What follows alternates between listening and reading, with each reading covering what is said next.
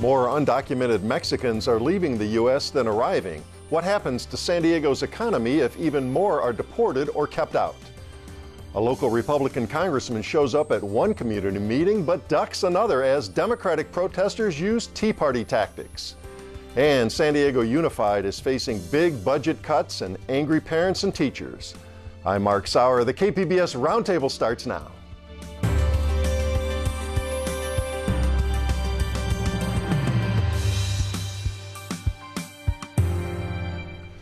Welcome to our discussion of the week's top stories. I'm Mark Sauer, and joining me at the KPBS Roundtable today are Dan McSwain, business columnist for the San Diego Union Tribune. Hi, Dan. Hi, Mark. Good to have you back again. Reporter Kate Morrissey, also of the Union Tribune. Hi, Kate. Hi, thanks for having me. We're glad you're here today. KPBS reporter Susan Murphy. Hi, Susan. Hi, Mark. Glad to be here. And KPBS education reporter Megan Burks. Hi, Mark. Hi, Megan. Well, first up today, the news that the Trump administration has banned the New York Times, LA Times, CNN, and Politico and others from a press briefing today. The Associated Press boycotted the briefing because of the bans. And I'll just throw it out here. How unusual is this? Trump's had this war with the press, and now they're actually saying only certain folks can come in and talk to us today. Well, it appears to be unprecedented. I mean, we use that word a lot, and it's almost never true. This time I think it is true. And I think it's just another reminder that in politics, if something's working, the politicians will keep doing it. Mm-hmm. And this war against the mainstream media is absolutely working for Donald Trump mm-hmm. and his team. Mm-hmm. And they're going to keep doing it as long as the media keeps helping them. Well, it's working with this base. Do you think, Kate, is there some ramifications here when the major newspapers, the newspaper of record, the New York Times, is not allowed to talk to the White House today? Well, I think people get their news from a variety of places these days, and I think, with the way that different websites are popping up online and the way that your feed and Facebook algorithms are changing the way that we see news, I think for a lot of his base, they may not have even been seeing some of those stories. Mm-hmm. So maybe the press briefing itself might be a little outdated or outmoded? Well, it's hard to say exactly how it's affecting what people see these days, since people are seeing a much wider variety of things. All right, we happen to have, and we'll get to more on Darrell Issa and Susan's story on that this week, but the Republican Congressman Darrell Issa has notoriously avoided the press, KPBS in particular, over the years, but we have a bite from him on this whole idea of the Trump war against the press. Let's hear that. For the press, you are not the enemy of the people. I have had difficult times from time to time with the press. I've had better times. In America, we go and we talk to the press, whether they agree with us or not. We go and we talk to the other side, whether they agree with us or not. All right, so Dan, the last word on this. ICE doesn't seem to be following the Trump lead on this in the war with the press. He's been a constant presence on cable news over the years, and he's enjoyed it, and he's become successful. Mm-hmm. Trump has perfected the very old idea, going all the way back to Franklin D. Roosevelt, of going directly to the people.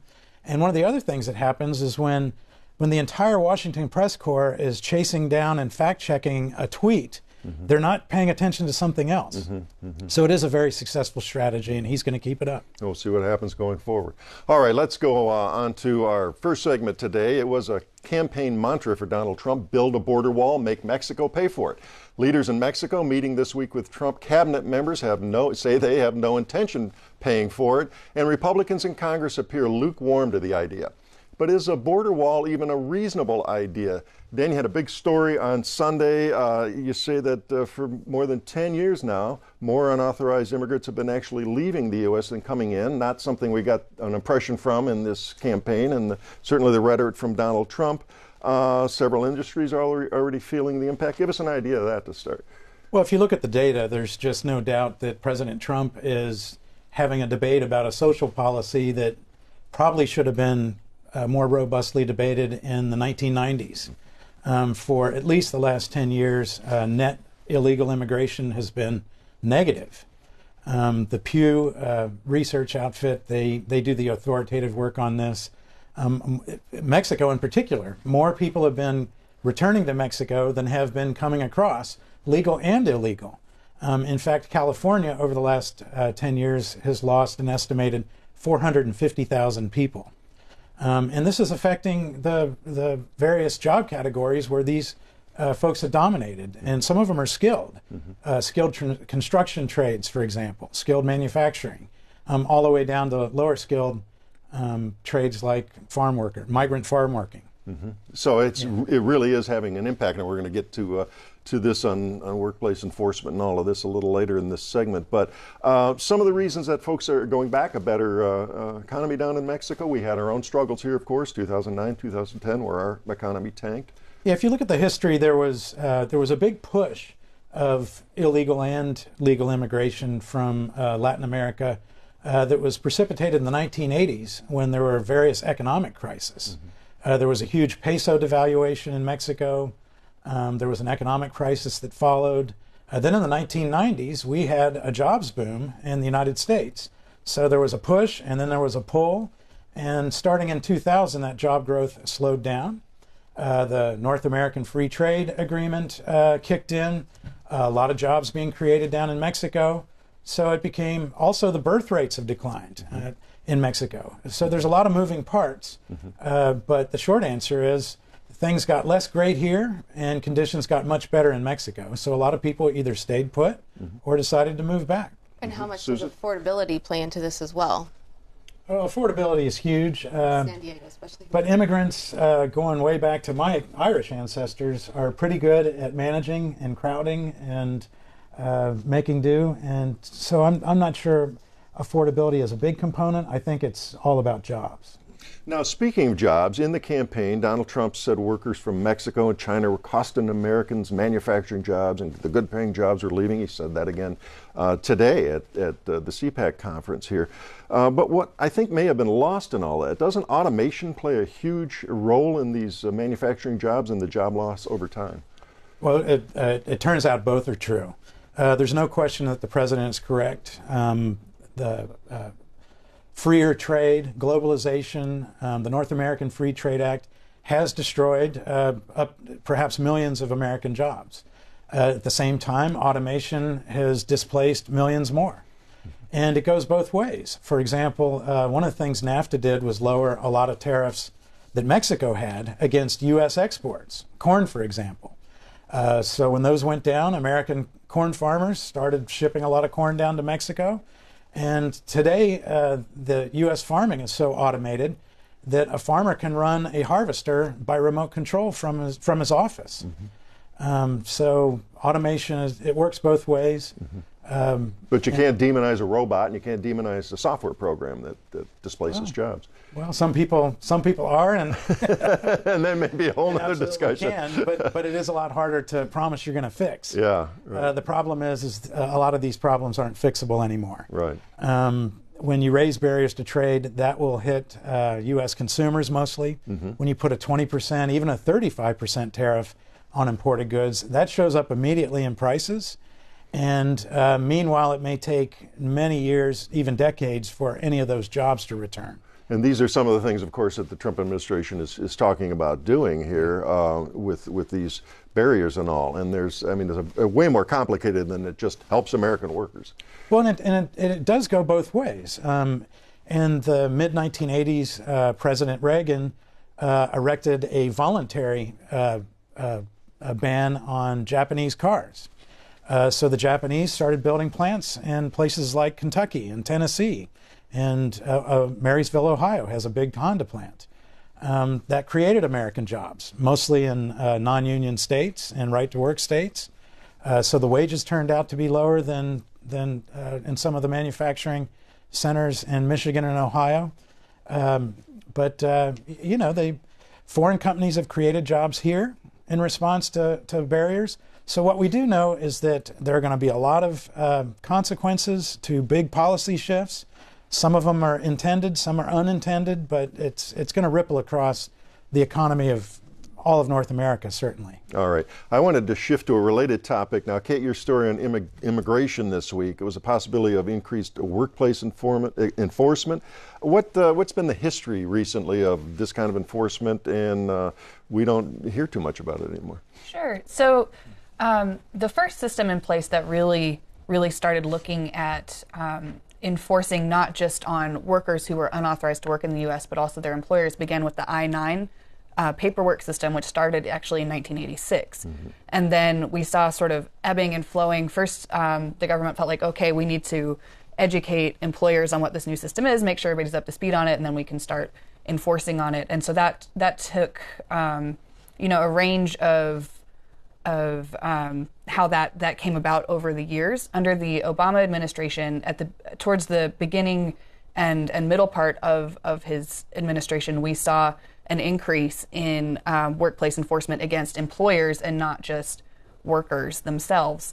But that tapered off towards the last several years. Okay. Now, how does it actually work on the ground? Explain the raids and audits and some of these terms we're hearing now. Sure. So when you're hired to work, you fill out an I-9 form, and that includes providing some kind of documentation that shows that you're authorized to work. So most of us provide, our Social Security card, passport, what have you. And occasionally that gets audited. So government officials will go through that paperwork and make sure that you actually are who you say you are, and that the number that you provided with your documentation actually is a real working number, and that it is yours. And if they find a discrepancy in that, then they'll send what's called a no match letter back to your employer and say that's not right. And you can contest that and say, no, I am who I say I am. Here's my documentation. Maybe you miswrote a number or something like that, and you can get reapproved. Or if it comes out that, no, that's not your number, then you're not authorized to work here. And at that point, your employer is supposed to stop employing you, but that's not always the case. In enforcement, I can't emphasize enough how important enforcement is. And that's precisely what President Trump is advocating. These laws have been on the books for decades. They just haven't been enforced. And I had a manufacturing company in 1986, and I had to walk out into my shop and ask a whole bunch of people who were born and raised in Kentucky to prove that they were citizens. And everybody got a good laugh. And then I didn't hear from the government again for years. But you know what? Every month, a city fire inspector came to our facility and made sure that our fire exits weren't blocked. So I'm a rules follower. I followed all the rules. But boy, oh boy, the enforcement matters. And the big, part of the consequences that the Trump administration is laying down right now isn't necessarily new policy. It's an emphasis on enforcement. And employers, that will change the employment landscape in a major way. There's just no question. Now, we hear about E-Verify when you talk about enforcement and all. He's considering the increased use of that and strengthening enforcement. What's that all about? So E-Verify is a digital system that allows you to check documentation and make sure that it is valid documentation. So it's putting a little more power with the employer rather than waiting for an audit and for a letter to come back, which can take a period of years even to find out, like, oh, this person isn't really who they said they are. So it allows the employer to check more quickly that someone is actually authorized to work in this country. But there are some concerns about it sort of having false positives and things like that. So it's not a completely foolproof thing, and that's some of the criticism that I've heard about it. Is there a stick with that carrot, Kate? If I'm an employer and I run everybody through E-Verify and I know they're not legal, am I open as an employer? I'm not an employer today, but if I were, are there more sanctions associated with could you be E-Verify? prosecuted? Yeah, so that's actually where the prosecution against employers comes in. So if you hire somebody and you don't know that they're unauthorized, and you find out they're unauthorized and you get rid of them, you've followed the law to the best of your knowledge, and nothing really happens to you. But if you continue to knowingly employ that person, and the government can prove that, that's where we've seen enforcement come against employers over the years on and off. And I think one of the complaints from employers is that enforcement has been sort of scattered and not very consistent. So if one employer gets taken down in an industry where that is sort of a norm, then that employer feels disadvantaged compared to his competitors. I see. Yeah. Well, as we said, very complicated issue. I'm sure you'll all be doing more reporting on it, and we'll be doing more segments as we move forward. We are going to move forward now. The Tea Party mobilized early in the Obama administration to torment the new president and take control of Congress away from his party within 2 years. Now Democrats are turning the tables. Vocal protesters this week descended on Republican congressmen and senators back home on recess, at least those who showed their faces. This week, Darrell Issa, the Republican congressional stalwart from Vista, who barely kept his seat this year, avoided a town hall meeting on health care. But he did show up for a morning confrontation between supporters and detractors. And Susan, you were there. Very interesting scene. Set the scene for us. Well, there were dueling rallies going on one side of the street were the Issa and Trump supporters, and they were dressed patriotically, red, white, and blue, waving American flags. They had signs that read "Repeal Obamacare." On the other side of the street, people yelling back at them, saying, "Save ACA," chanting, "Where is Issa?" They're the ones that have been there, like you said, for several weeks. The crowd, approximately 200 people, a little bit more critics than the supporters. Then all of a sudden, Congressman Issa emerged from his office, came out onto the grass. There happened to be a microphone and sound system set up from the supporters who had been using it a little bit throughout the morning. He came out and he said, "Who has questions?" And basically the whole crowd came running, and now they were standing shoulder to shoulder, the dissenting group. Can you imagine that? Now, as we said, the detractors have been out there kind of every Tuesday with a rally at the empty office. Of course, the congressman's back in Washington. He's here now in recess. But were they pretty surprised? I mean, how did that dynamic play? They kind of circled around, and there was some refereeing. The congressman actually did. They seemed to be very surprised. They had been protesting. They had crowdsourced funds asking Issa to come to a town hall meeting, which was scheduled for that night. He had told them that he would not be able to make it because he had another commitment. He said he had to go to some housing or homelessness meeting, and that was why he couldn't make it. So they held it anyway. Anyway, this group has been, chanting, "Where is Issa?" holding their "Where's Waldo?" with his picture in the middle signs, calling on him to meet for a face-to-face town hall. And here he was, offering, to answer any questions. He stood there for more than an hour. And now, it wasn't planned. I mean, people couldn't say, okay, we're going to set aside, we're going to leave work, we're going to go to this And so it's not that it was satisfactory to a lot of people, his critics, because they really wanted him at this town hall, which was going to be focused on healthcare. So they were happy that he came out to talk to them finally. That was kind of that. Well, wow, finally, he does exist. And you did interview one woman who expressed some skepticism about the supporters. Let's hear that bite. I thought it was good. I want to compliment him on doing it. However, there's never been any Trump supporters here before, so I have a feeling that it was kind of arranged. Now, what do you think about that? So she was saying, we were never allowed to step foot in the grass, and here they have this whole sound system set up. So, there were some things that were questionable. But she did compliment him, and now he stood there a long time and answered pretty much everybody's questions. Everybody's questions, it seemed. I mean, as far as I could see, he even, some people who were standing in the back of the crowd and couldn't get up to ask him a question, he said, clear a path so that people can come up. Now, getting to the questions here and the specifics, a lot of stuff on repeal, replace Obamacare, a lot of confusion in Washington over that so far. But rare among Republicans, Darrell Issa actually has a plan. I don't know if it's completely fleshed out, but he does have a plan. Tell us about that. Yes, he does, and he actually released it that morning, and it's called the Access to Insurance for All Americans Act, and it basically gives access for Americans to purchase the same health insurance plans offered by federal employees. There's 250 plans, HMOs, PPOs, consumer-driven health care. There are 9 million people who are already under this plan. So basically, two of the popular parts of the Obamacare Act are within this plan, and that is guaranteed coverage for pre-existing conditions. It allows coverage for dependents until the age of 26. It offers flat pricing regardless of age or gender. Everyone basically pays the same price. So join the federal plan here, but what's it cost? That's the bugaboo, right? We're not seeing any figures on that hasn't been released yet. And one of his critics said, well, sure, you can offer me a Mercedes. Right. But, how can I afford to pay for it? So I can walk down the street into the Mercedes dealer, but it doesn't mean I can buy one, right? Okay. Now, we do have another bite here. One of Issa's supporters told you why she thinks Obamacare needs to be replaced. Let's hear that. It's not working, it's broken, it's expensive, and our premiums are going up like crazy. We can't afford it. And of course, we just saw a release from the Pew Group survey that's more popular than ever. They might have missed the bus here in repealing it because a lot of people have it now, and you're looking at 20 plus million people who have it and have experienced it, and perhaps her experience hasn't been that great. Let's talk about some other questions here on investigating Trump and Russian ties and the Benghazi hearings on Hillary Clinton that Issa was involved in. What did he answer regarding those questions? Gosh, on Russia, he said flat out, I'm a staunch anti-Russia. I have warned previous presidents, Obama and Bush, about, Putin and the dangerous leader that he is. He talked about Trump's taxes and how there's a federal law that protects him from releasing taxes, and that law applies to everybody. He talked a lot about, healthcare was the biggest topic, I think, and of course, immigration was another really big one. Okay. Now, as I said at the outset, all of Congress is on recess here.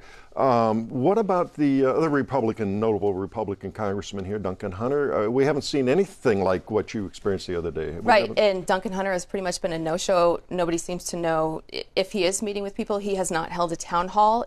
We've asked him many times to come on KPBS. KPBS has asked him numerous times for weeks, emails, phone calls. He has not even, his office has not replied at all, responded in any way. So, and on the Democratic side, Scott Peters, Susan Davis, Congress members there, are they holding town halls and meeting with people? Scott Peters is the only one, to my knowledge, who held an official town hall meeting. Susan Davis has met with several groups. She did accept an offer from KPBS for a sit-down interview, as did Peters.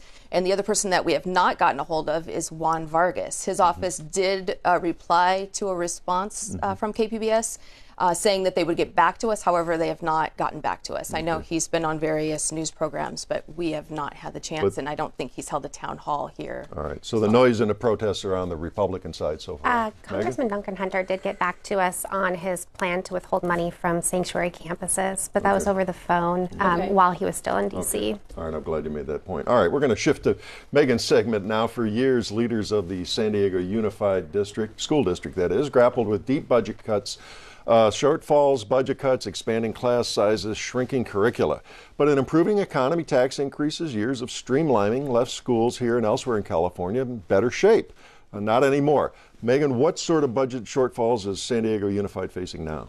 $124 million for this next school year. That's a lot of money. Yeah. They say it's due to declining enrollment as well as increased pension costs, retirement costs, health and benefits. So they say it's structural. They need to make $124 million in cuts this year, and next year about $52 million. So where are the cuts they're talking about specifically now? So they're saying that they're taking most of the cuts from the central office and centralized support services. So that's about $95 million, and then about $30 million from the school sites themselves.